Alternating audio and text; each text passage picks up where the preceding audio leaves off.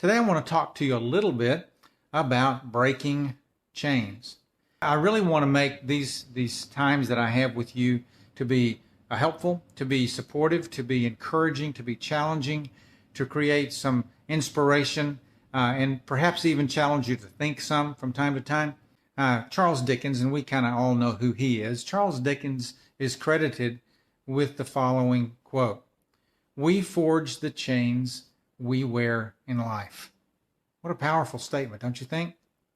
How often, when we find ourselves bogged down or held back by chains of doubt, fear, uncertainty, or self-loathing, do we seek to blame others for our situation? Far too often, I believe. You know, if only the origin of such chains were that easy, that we could just find someone or something to shift the blame to. We could go about life always shifting responsibility for our struggles onto someone or something outside of ourselves. And yet, this is exactly what I see take place more often than I care to acknowledge.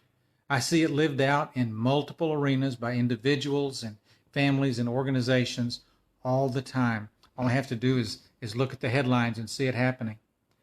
Let me say this again. We forge the chains we wear in life. Here's a little secret.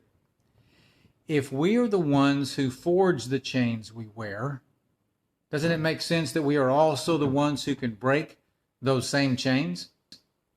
No one else, you see, can do it for us.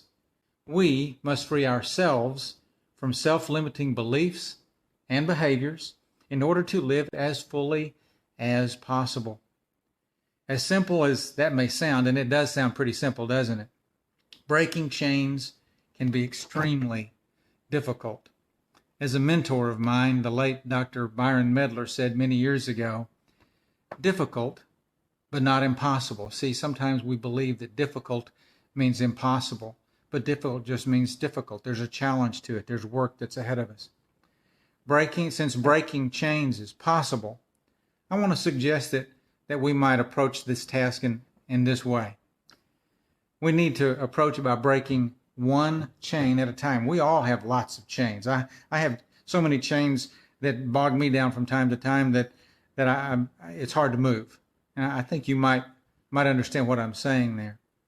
Since it is possible to break them, we need to really go about breaking them one at a time. So here's my challenge. I want you to go ahead and just pause for just a second. Pick one of your chains.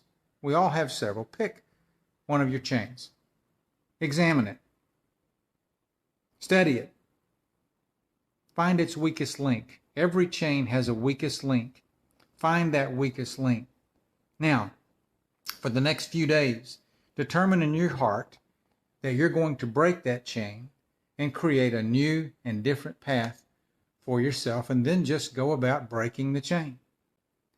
People who break chains inspire me. They just do.